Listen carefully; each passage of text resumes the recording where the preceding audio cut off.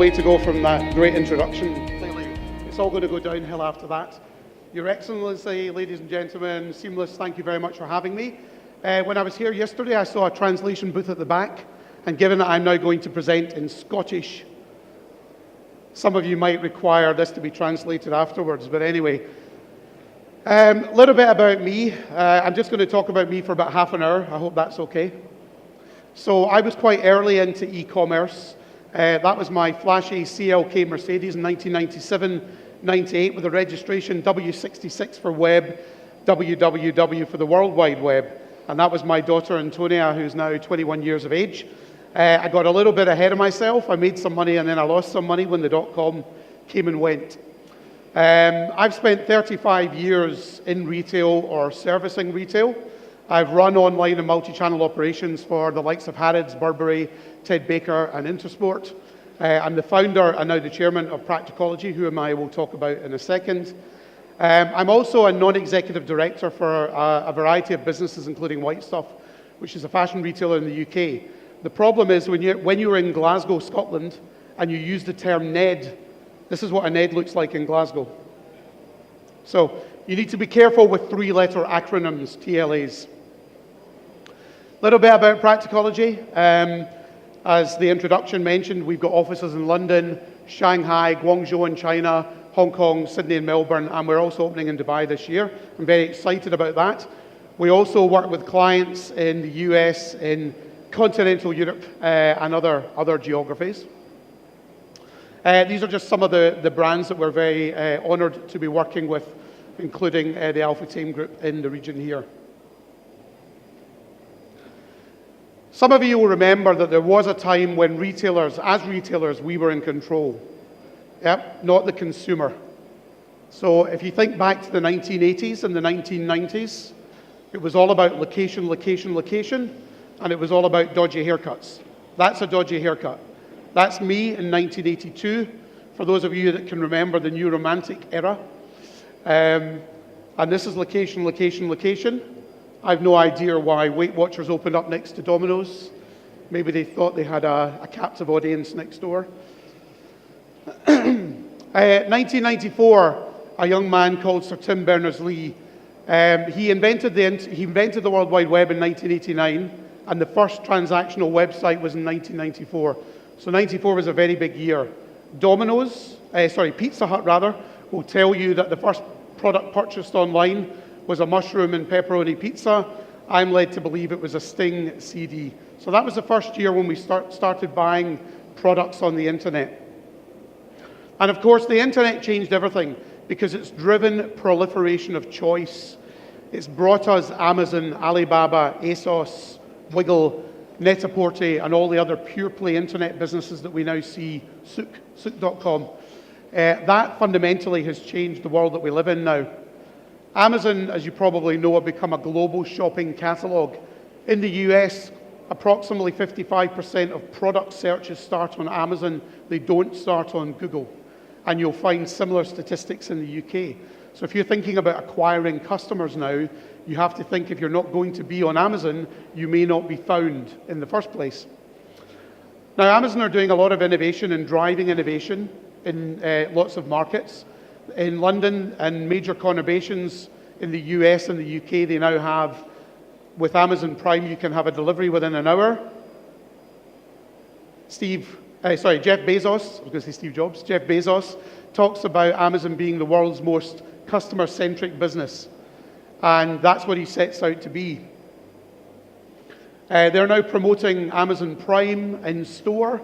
Who would have imagined 4 years ago, Amazon would be opening bookstores? I wrote a column in Retail Week in the UK in 2013, and I said that Amazon has to become a multi-channel retailer. And a number of people told me I was talking rubbish. And I said, well, they have to become a multi-channel retailer in order to let customers shop how they want to, and that's what they've done. And of course, now they've opened Amazon Go in Seattle, and I'm now going to show you a short video about what the customer experience looks like within Amazon Go. You got some sound, please? Look like if you could walk into a store, grab what you want, and just go. What if we could weave the most advanced machine learning, computer vision, and AI into the very fabric of a store so you never have to wait in line?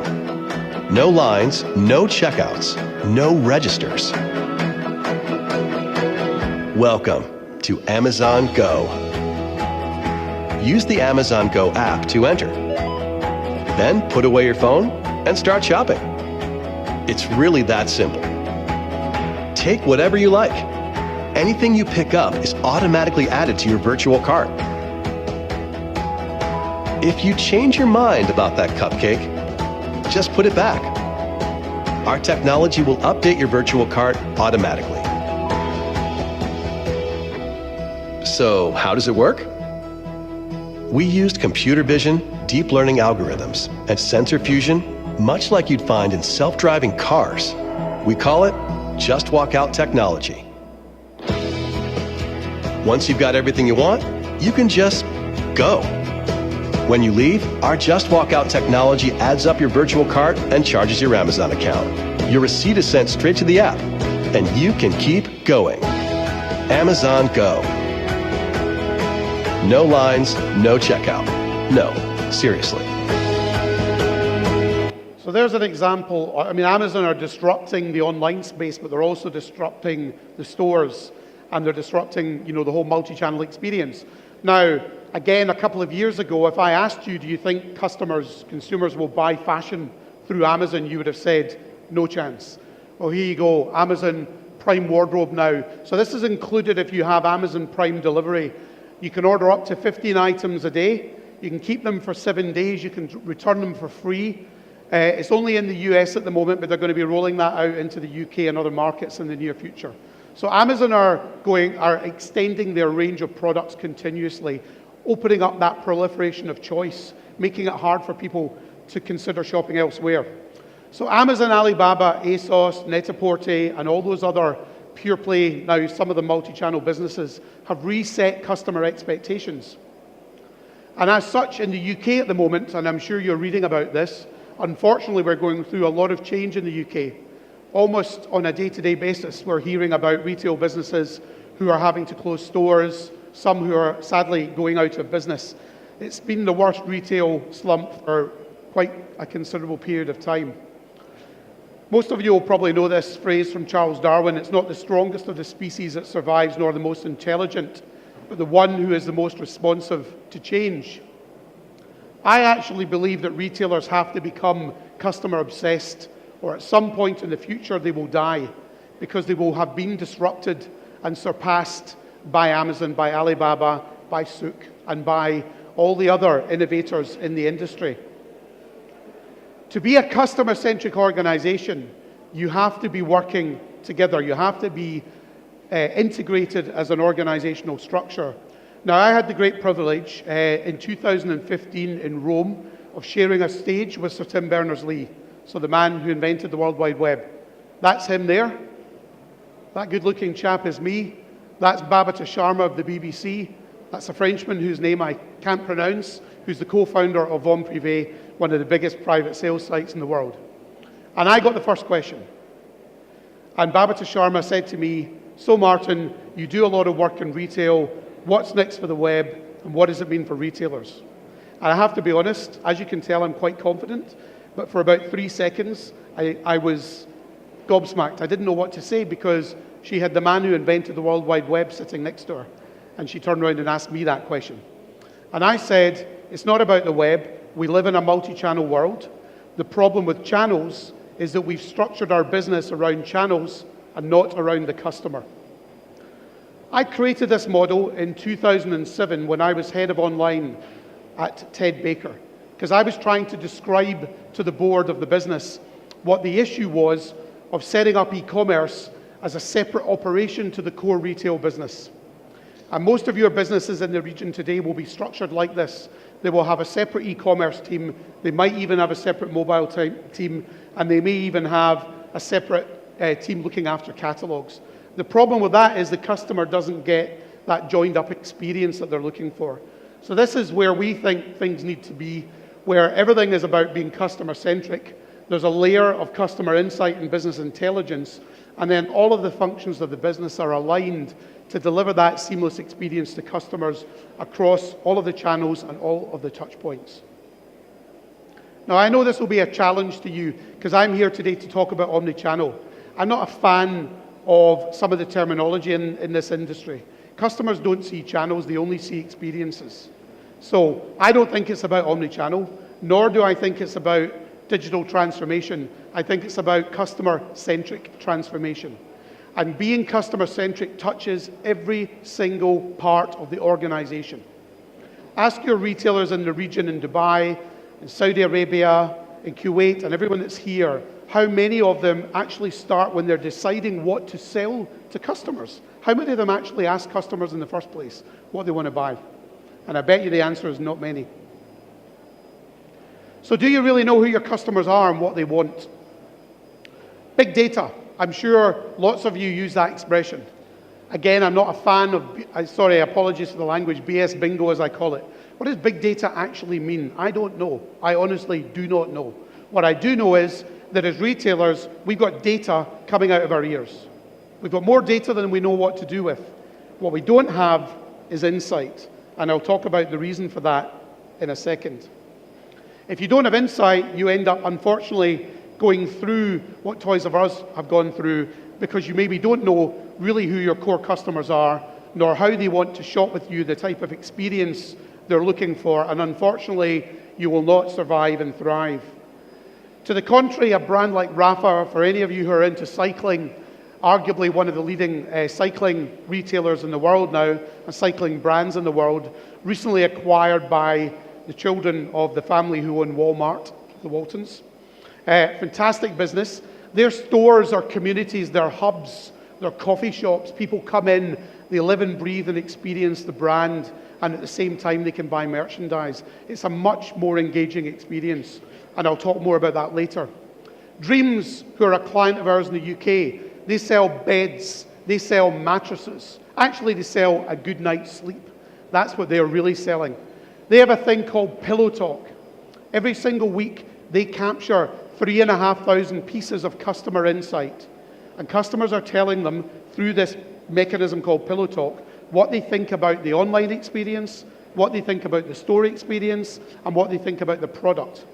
And Mike Logue, the CEO, starts every single meeting and makes sure everyone in the business starts every single meeting with customer insight. Because that's really the only thing that matters. That drives all the decisions you need to take in the business. And if you want to know about the commercial impact of doing that, when he took over that business 4 years ago, it was pretty much bankrupt.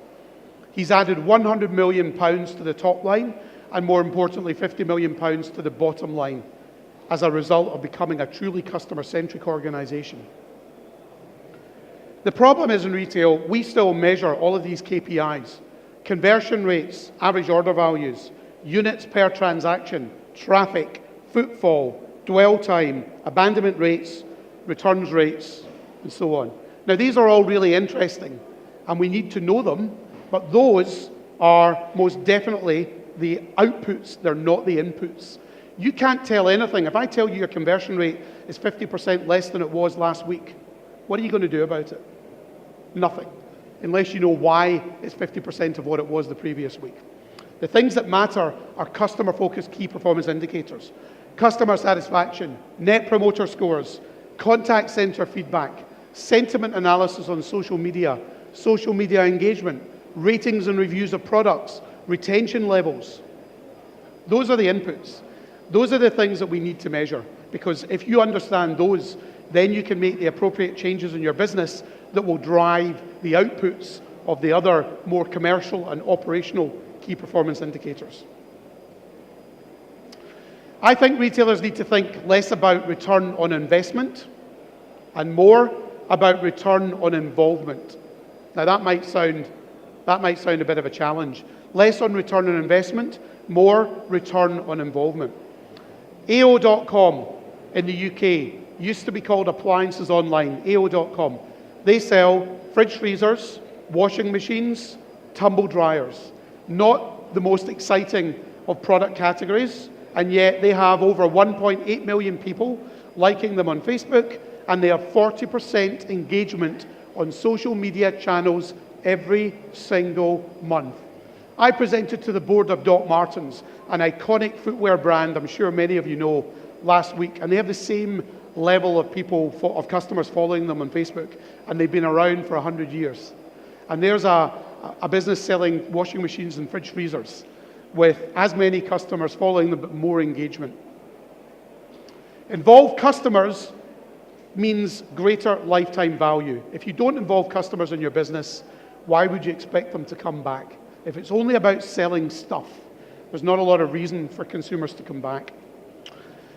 Retailers need to get the basics right and empower customers with more ways to shop. I'm amazed now when I walk into stores in the UK, how few of them have any messaging anywhere about the website. It's like 2 years ago, 3 years ago, every window had the web address. In store, we had all this signage that said you can buy online, you can buy in store, you can buy through kiosks. Now we feel we don't need to do it. The customers really know that we've all got transactional websites. I found this in New York last week when I was there.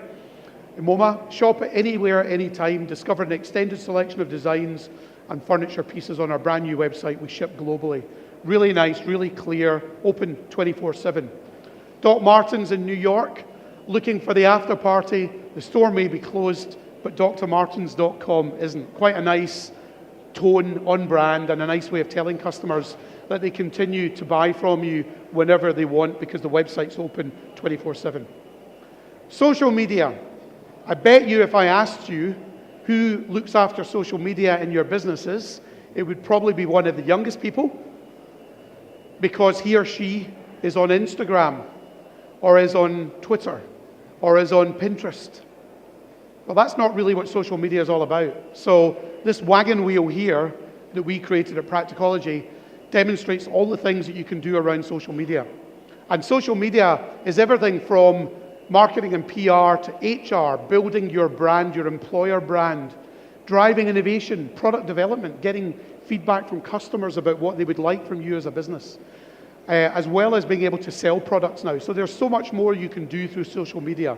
And I think if you understand that, it can become a very big building block for your organizations. Retailers need to put customers first, always. Hopefully that is now coming across. Timson are a business in the UK who essentially repair shoes. So they'll re-heel your shoes, they'll cut your keys. So they do these sorts of, they offer those sorts of services. John Timson, the founder of the business, great service by great people. Look where management are in his business. And look where the customer is. Customer's at the top of the pyramid. And look who's underneath, employees who work with customers. Because he recognizes they're the most important layer in his business. Because those are the people that will deliver the experience that will determine how successful that business is, not the management. Retailers need to empower their staff to deliver the right experience and the right levels of service. So again, Timson, the staff in this shop have my total authority to do whatever they can to give you amazing service. That is on the door of every single Timson store in the UK. That tells you all you need to know as a customer. Their staff are empowered to deliver the right level of service. Now I'm going to tell you a short story, a personal story about a bag. Any ladies know what that bag is? I bet you there is. It's Balenciaga. 5 years ago, I'm in Miami on holiday with my family, and I go to the Bal Harbour Shopping Centre, for those of you that have been there. I'm walking around, I'm looking at all the brands, I'm thinking I can't afford anything in here. And then my wife and kids, we come across Balenciaga. Oh, Balenciaga. No idea. So we walk in, and then I realize what's about to happen, right? It's a handbag and accessory store. Very expensive handbags. And my wife and kids pick up this little clutch bag, this one here, but in black. Beautiful bag. Look, it's so much cheaper than it is at Selfridges in the UK. I said, okay, Laura, it's coming up for our anniversary. Do you want that bag for your 20th wedding anniversary? Our 20th wedding anniversary. It's a big number. And she said, no. Of course, I knew that meant yes. And to reinforce it, she said, and if you buy that bag for me, I'll be really angry. Now, I read women's minds, so I knew that she had to have that bag. So I got back to the UK. I had 2 days before my wedding anniversary. This is Monday morning. I remember she said Selfridges. I've looked on my calendar on my phone. I've got meetings like literally the whole day. I can't get to Selfridges. So I went online. Selfridges cannot guarantee the bag for Wednesday morning, which is my anniversary. So I need the bag on the Tuesday night to guarantee I've got it. Matches Fashion, who are like Net-a-Porter, matchesfashion.com, they can get me the bag between 6 and 9 o'clock in the evening on Tuesday. Perfect. I look at my diary. I'm out for dinner with a very important client. I cannot move the meeting. I phoned Matches Fashion's contact center. I explained my predicament. I'm really stressed. I've got to buy this bag. I have to have it between 6 and 9. I said, I can get there for 8 o'clock. I'm out for dinner. If you can arrange to have it there for 8 o'clock, I'll be home. They said, I'm really sorry. Our courier doesn't offer that service. I was like, you kidding? This is a £1,200 bag. So I gave him my name. I gave him my number. I said, will you ask the question and call me back? Didn't even call me back. I still placed the order. I got lucky. The bag was delivered about 7:30, and I got home about 7:30.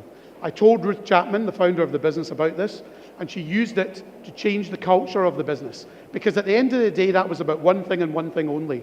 Her people didn't realize that they could step outside of the rule book.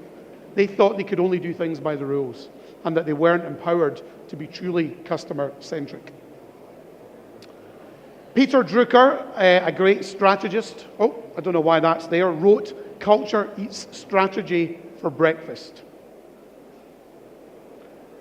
AO.com, who I mentioned earlier. Do you have any idea? Excuse me.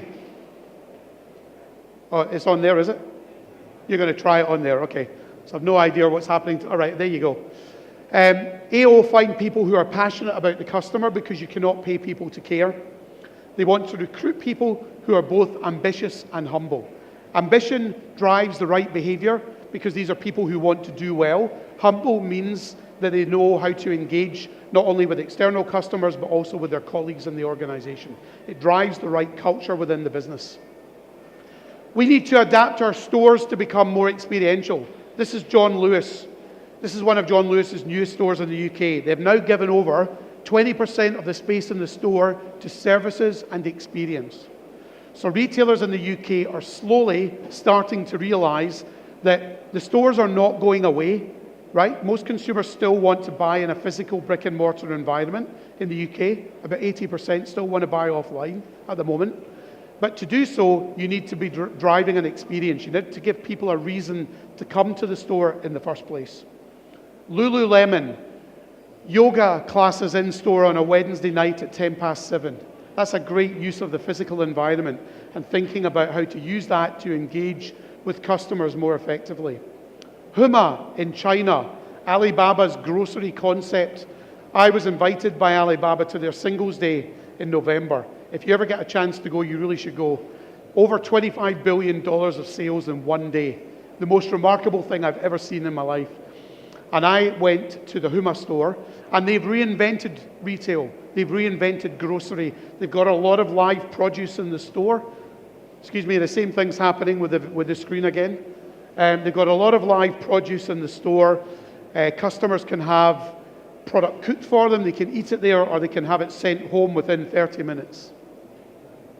Now I've gone offline completely. Right, we're on the sides, okay. Retailers, so if you want to look at the sides, guys, I think the presentation's now at the side. Retailers need to become service providers. If all a retailer can do is transact, if that's all we can do is sell stuff, why would customers not go to Amazon, or to Alibaba, or to ASOS, or to Zalando, or to Net-a-Porter, or to any other marketplace-driven, pure-play-driven business? Why would they come to a traditional multi-channel retailer? So this is Doc Martens in New York. And my wife and kids and I also were in a store called Rebecca Minkoff. For those of you who have heard of that, it's a luxury brand. And the colleague, my wife and kids bought some shoes and a sweatshirt. And the sales associate said, are you on New York on holiday? And we said, yes. She said, where are you staying? We told her the hotel. She said, why don't I package up your goods and I will send them to the hotel for you. You don't need to carry them around with you. What a great service. John Lewis now have a home solutions service. So no longer are they just trying to sell products for the home, they're actually saying we can provide service providers who can come and install your TV, can install your fridge, can come and, paint and decorate your house. Again, it's another opportunity for our traditional retailers to find other ways of engaging with customers.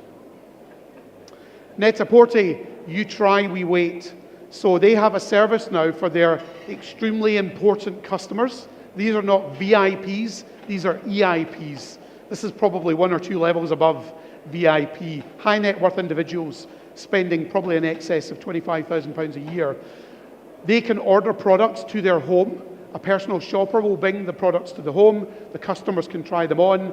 They can keep the items that they want to buy, and they can send back the products they don't want to buy. And they've done all of this in the comfort of their own home. What else do retailers need to do to compete with e-commerce giants? How about creating your own promotional calendar? Singles Day, which has now become this massive global event. It was only launched not even a decade ago, 2008, 2009, as a proper event. People in China have been sending themselves gifts as part of this self-gifting Singles Day for probably 15, 20 years. But Alibaba took it and they created this event, which has become a global phenomenon now. It's massively bigger than Black Friday now. So what could you do in the region? Is there an opportunity to create a specific event just for Dubai, just for the UAE? And as a brand, as a retailer, can you create your own promotional event that gives consumers a reason to shop and engage with you at a special time? You need to become disruptive within your own business if you're going to compete with the disruptors. Disruptive brands are springing up all over the place, excuse the pun. So there are mattress brands, Casper in the US, even the UK, who now sell mattresses, right? Some of them sell beds as well. But this is taking an existing product category that used to only be available in a brick and mortar environment, and now finding a way of being able to deliver that online. They have a 100-day return policy. So you can sleep on a mattress for over 3 months, and if you don't feel it's appropriate, you can send it back. Or Mojave, who have tapped into the opportunity to create a whole new luxury, probably one of the world's most comfortable slippers. Yeah, there's a big demand for slippers. When I turned up at Ted Baker in 2007, the first thing I did is looked at the searches on the website to see what are customers looking for. And I found that slippers was the most searched for product, and we didn't have any slippers. I said to the board, why are we not selling slippers? I said, well, we're a premium brand. We don't want to sell slippers. So we don't want to sell slippers? We've got hundreds of thousands of customers searching for slippers. Why wouldn't we want to take the sales for those products? And the power of key opinion leaders. This is a brand called Gymshark, who are disrupting the gym clothing and apparel market. Nikki Blackletter has 1.7 million followers. 1.7 million followers. She's a key opinion leader. This is a pop-up in New York when she has launched her own Gymshark collection. Look at the queue of people all the way around the block for her. Now, if the brand had tried to do that, you might have had a few people turn up. But she's a key influencer, and they had literally thousands of consumers queuing up around the block. Retailers need to personalize and customize. It's the best way of differentiating what you do. So here's just a small example from Tumi. And you'll know that quite a lot of premium brands now, particularly luxury brands in the accessory space, now offer consumers the ability to put their own initials on a product. So I think enabling customers to personalize the merchandise that you sell is another way of differentiating. Retailers need to become customer service businesses. So this is from Tumi, and this is Charlie Cole, the Chief Digital Officer. We have to care about the customer for more than 30 days. Warranty data is crucial, but retailers often ignore it because they are in the business of selling and not serving. So if you see here, they provide an ability for customers to trace a bag that they've lost. You don't have to talk to the airline or go to the airport. You can actually trace it through Tumi. So let's imagine you were a customer service business that happened to just sell things. What would you do differently? You probably do a lot of things differently in terms of the level of service that you offered customers. And finally, retailers have to be mobile first. I think you're arguably possibly even ahead in the region here. We are in the UK. Everyone's glued to a mobile. We live our lives through mobile now.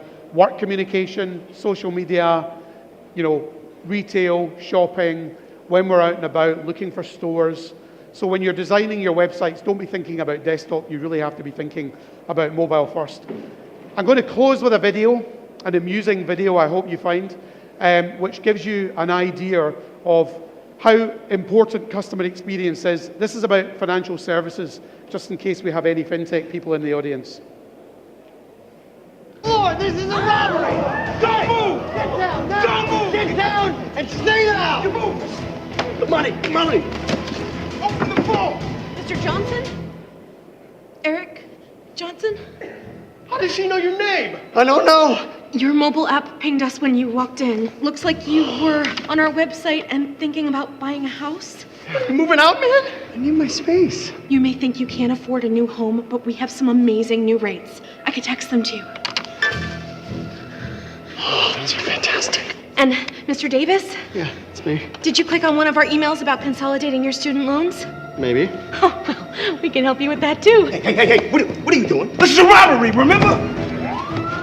We gotta go! Come on! Can I lock those rates in on the app? Well, of course you can, sugar. Thanks.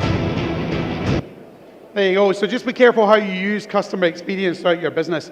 Just in case you're interested, I've left a few flyers around.